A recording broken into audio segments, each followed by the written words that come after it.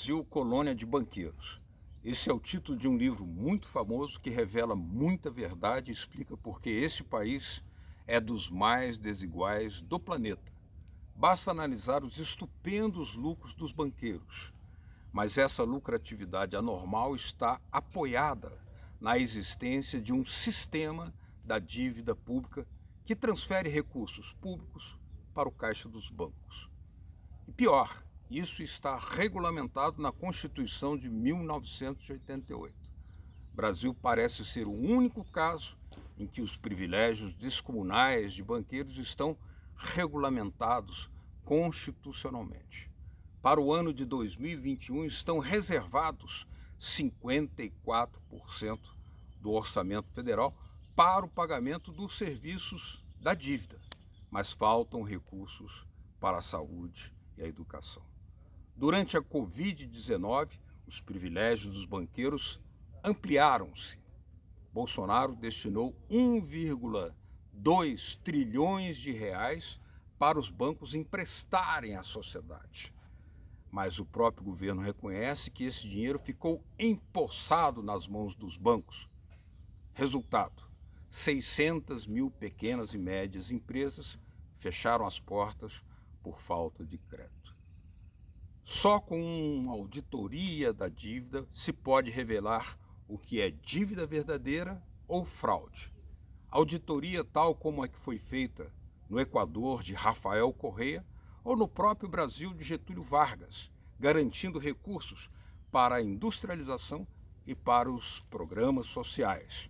Mas, apesar de estar inscrita na Constituição, uma auditoria da dívida depende de uma intensa e grandiosa mobilização da sociedade nacional. Latitude Brasil está começando. Alô, amigos e amigas de Latitude Brasil por Telesur. Aqui estamos uma vez mais para fazer um enfoque de um tema muito, muito importante que explica muitíssimo por que o Brasil, um país tão rico, ainda tem tanta pobreza e tanta desigualdade. A nossa convidada de hoje é uma especialista no tema de dívida pública, de auditoria da dívida pública, com vasta experiência. 20 anos de uma auditoria cidadã da dívida pública no Brasil.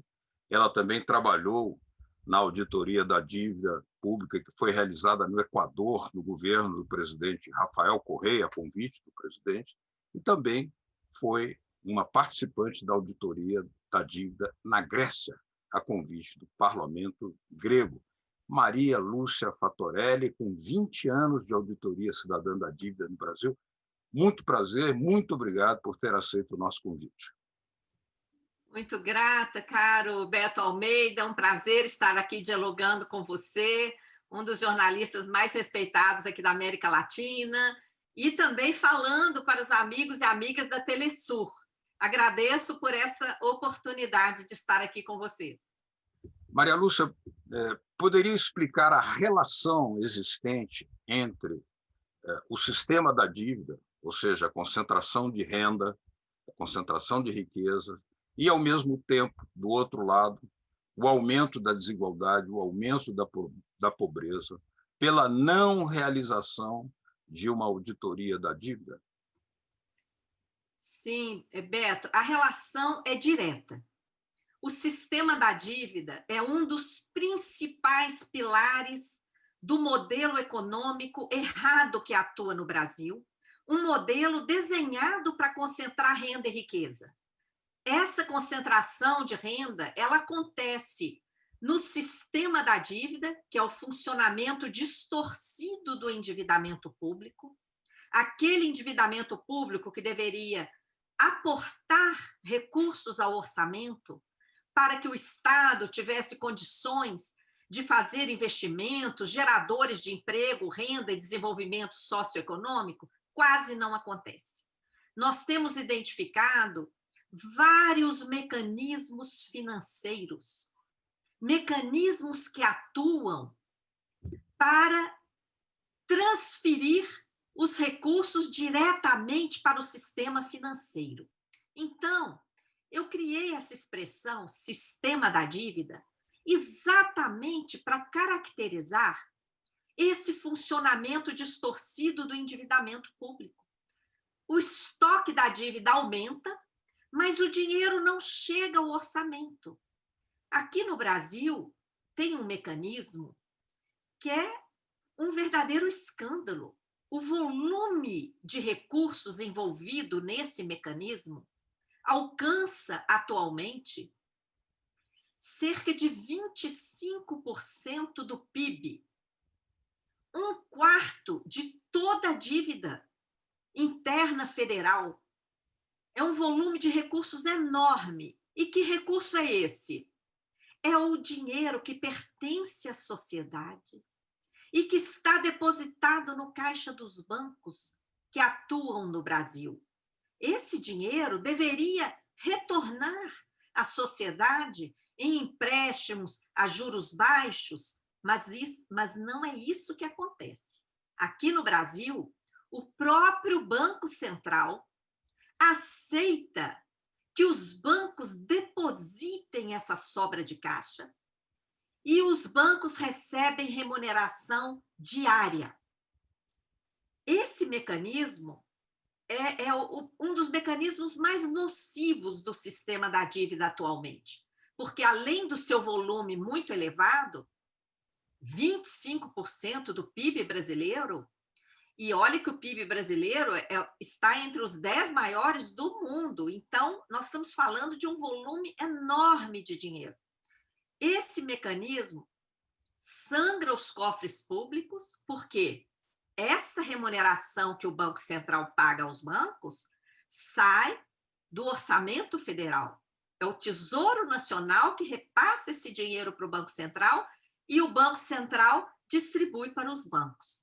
Ao mesmo tempo, esse mecanismo é responsável pelas extorsivas taxas de juros de mercado aplicadas no Brasil.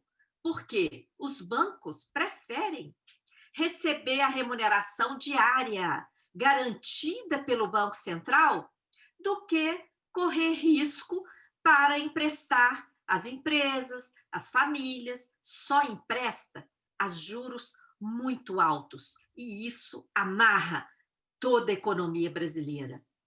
Então, esse mecanismo, veja bem, ele impede que as pessoas acessem crédito. Principalmente as famílias mais pobres acabam adquirindo produtos parcelados no cartão de crédito e, atualmente, enquanto a Selic, a taxa básica de juros, divulgada pelo Banco Central, está em apenas 2% aqui no Brasil, no cartão de crédito, os juros aqui chegam a 250% ao ano. Quando a Selic estava mais alta, esses juros chegavam a 400%, 500% ao ano no cartão de crédito.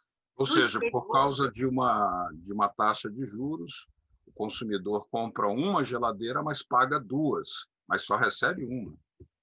Exatamente. E se ele for parcelando no cartão de crédito, ele paga várias geladeiras, não é? Porque a taxa de juro é muito elevada. Aí no exterior, às vezes as pessoas nem acreditam, como a gente tem experimentado quando dialoga com amigos de outros países, eles nem acreditam que possa haver uma taxa de juros no cartão de crédito de 250%, porque isso vai além da usura e prejudica principalmente a parcela mais empobrecida da população, que não tem dinheiro para fazer compras à vista, prejudica as pequenas empresas que precisam de crédito porque não tem grande capital sobrando, e essa é uma das principais causas, Beto, da desigualdade social no Brasil, porque só os grandes bancos ganham com essa operação,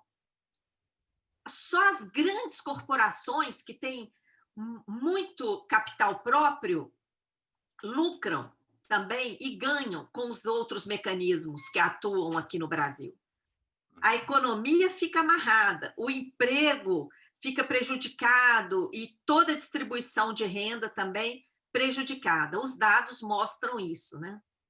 Agora, você poderia nos explicar o que poderá acontecer se forem aprovados dois projetos que estão em tramitação no Congresso, um para selar em definitivo, não só na forma, mas na prática e na lei, a independência do Banco Central, e o outro que regulamenta esta remuneração dos depósitos dos bancos. Qual é o efeito que isso terá na economia e em prejuízo da população? O efeito é extremamente nocivo. Por quê? Em primeiro lugar, juro alto amarra a economia. O que faz a economia desenvolver é o crédito barato, porque aí as empresas investem, geram empregos, as pessoas empregadas adquirem produtos, aumenta a demanda, isso, a indústria, com esse aumento de demanda, funciona mais, o comércio também, etc. Quando o juro é alto, é o contrário. A empresa acaba até quebrando, o desemprego aumenta e a economia entra em inanição. É isso que está acontecendo no Brasil. Em vez de interromper esse mecanismo nocivo que eu acabei de relatar, projetos de lei visam sacramentar isso. Tem um que é o PL 3877 de 2020, apresentado por um senador do PT, o Partido dos Trabalhadores. Tem outro que é o PL 9248 de 2017, apresentado por Temer, Henrique Meirelles e Langold Fan, banqueiros, ex-banqueiros. E outro, mais recente, apresentado em 2019 por Bolsonaro, Guedes e Roberto Campos Neto. Então, a gente vê que, para agradar bancos, vários partidos estão fazendo uma espécie de acordo. Então, nós estamos numa campanha imensa no Brasil, a partir da Auditoria Cidadã, convocando sindicatos, centrais, associações de trabalhadores e de movimentos sociais, para que a sociedade como um todo, e eu aproveito aqui para pedir apoio às entidades internacionais que nos ouvem, porque tem que vir da base da sociedade a denúncia de um mecanismo como esse, que só privilegia os bancos e amarra toda a economia. Isso fica mais grave ainda porque esses projetos de lei não colocam limite algum para essa remuneração injustificada aos bancos. Porque não há fato econômico que justifique pagar essa remuneração aos bancos sobre um dinheiro que sequer pertence a eles. É dinheiro de toda a sociedade que está ali depositada nos bancos, não é? E que eles estão usufruindo de uma benesse como um overnight injustificado. Nesse momento, nós estamos nessa campanha porque, além do projeto, de todos esses projetos que eu citei, não colocarem limite nem parâmetro algum para essa remuneração, com esse projeto da independência do Banco Central, o Banco Central vai ficar entregue de vez para os banqueiros. E o Banco Central é que vai decidir qual remuneração pagar aos bancos. Então, são os próprios bancos decidindo qual remuneração será paga a eles. Isso vai provocar um dano ainda maior à economia brasileira. Tá? E a economia já vem sentindo o resultado dessa operação. Essa operação, Beto, é tão grave que ela foi a maior responsável pela crise que nós enfrentamos aqui no Brasil desde 2014. Nós não tivemos aqui nenhum dos fatores que provocam crise no capitalismo. Em 2014, de repente, o PIB vinha crescendo em média, nos últimos anos, antes disso, mais de 4% ao ano, em média. Teve ano que cresceu 7%, até 8%. De repente, em 2014, ficou estacionado. 2015 e 2016 despencou 7%. E, a partir daí, seguiu estacionado. Por quê? Exatamente a partir daí, dessa data, essas operações de remuneração da sobra de caixa dos bancos atingiram o patamar de 20% do PIB foram crescendo até os 25% atuais. E os juros ali estavam muito altos, a taxa básica estava em 14,25%. É. Só para dar um dado que comprova isso. Nos últimos 10 anos, de 2011 a 2020, o crescimento global do PIB ficou em 30,5%. Crescimento global, 30,5%. O do Brasil, o PIB do Brasil, nesses 10 anos, de 2011 a 2020, cresceu 2,2%. Não há justificativa para isso. Como você falou no início, o Brasil é riquíssimo, rico em todos os sentidos. Por que estamos com a economia travada? Esse é o ângulo que nós vamos explorar aqui no próximo bloco. Nós vamos fazer agora uma pequena pausa aqui no Latitude Brasil, que está conversando com Maria Lúcia Fattorelli, coordenadora nacional da Auditoria Cidadã da Dívida Externa no Brasil, da dívida pública no Brasil. Voltamos já já com Latitude Brasil.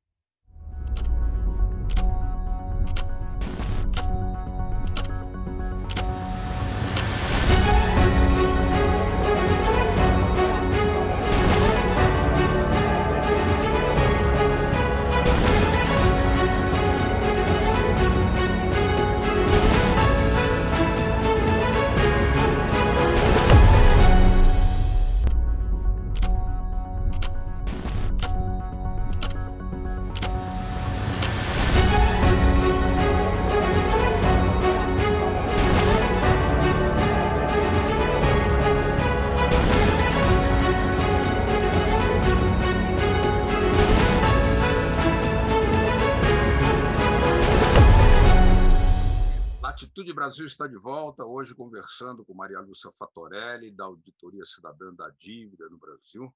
Ela que trabalhou na auditoria da dívida no Equador, a convite do presidente Rafael Correa, e também na Grécia, convocada pelo parlamento grego.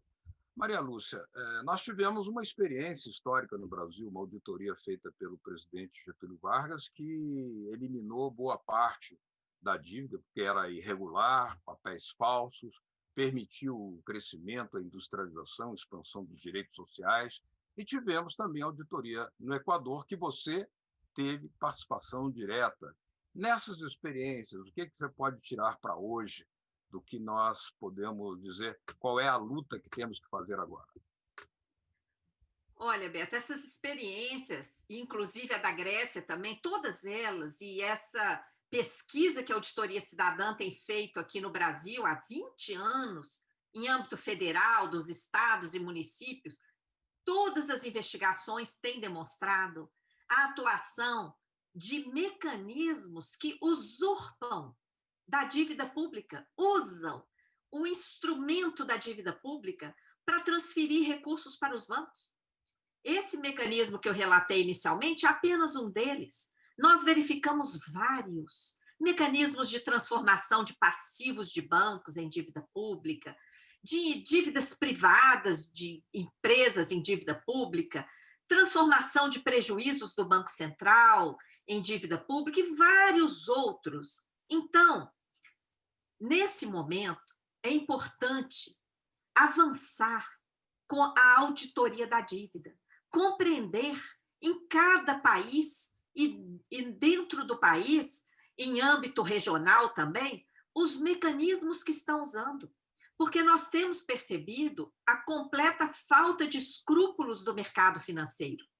O mecanismo que nós descobrimos na Grécia, a chamada securitização, ela está sendo usada no Brasil em estados e municípios de tal maneira que ela gera uma dívida pública que sequer é registrada como dívida, aumentando ainda mais o desafio de uma auditoria. Não é registrada como dívida e o pagamento dessa dívida ilegal é feito por fora, com recursos públicos desviados antes que cheguem aos cofres públicos. Por exemplo, os contribuintes vão continuar pagando tributos da mesma forma, Mas, ainda na rede bancária, enquanto esses recursos estiverem transitando da conta do contribuinte para a conta do ente público, cria-se uma conta vinculada a esse esquema e dessa conta vinculada os recursos são desviados. Então, esse mecanismo, ele atuou na Grécia. Ele está atuando aqui no Brasil em vários entes federados. Provavelmente, o mercado financeiro pode estar implantando em outros países. Por isso, esse intercâmbio é tão importante para que a gente consiga barrar esses mecanismos. E o que mostra também a eficiência e eficácia de uma auditoria, porque só em procedimento de auditoria se consegue comprovar, documentar e rever essas situações, como no caso do Equador, no caso de Getúlio Vargas, etc. Nós temos aqui um quadro que hoje que quase 46, 47% do orçamento federal ele é imobilizado, esterilizado para ser direcionado ao pagamento dessas dívidas, ou seja, todos os investimentos em saúde, educação, estradas, enfim, moradias, fica condicionado ao pagamento da dívida. Mas isso é pior, porque o Brasil parece ser o único caso em que isso está inscrito na Constituição, no artigo 166. É uma espécie de ditadura financeira, não? Com certeza. O que está acontecendo aqui no Brasil é escandaloso, porque o volume de recursos para pagamento de, principalmente, juros da dívida, uma parte desses juros são maquiados, escondidos, como se fosse amortização, é outro mecanismo, mas essa parcela de cerca de 40%, às vezes até mais, o orçamento previsto para 2021 separa 54% dos recursos para pagamento de juros e amortizações da dívida. E isso está diretamente ligado à desigualdade social, Beto. Acabou de sair o relatório da ONU que mede o IDH, o Índice de Desenvolvimento Humano. O Brasil despencou de 79ª posição para a 84ª. Caiu 5 posições. Que vergonha para um país tão rico como o Brasil. O número de pobres aqui no Brasil agora é 24% da população. Mas, se parar o auxílio emergencial, que está com os dias contados, o próprio governo fala que não tem dinheiro para pagar auxílio emergencial e vai parar de pagar agora em dezembro. Isso vai aumentar ainda mais a pobreza, vai passar de 30% da população brasileira jogada na pobreza.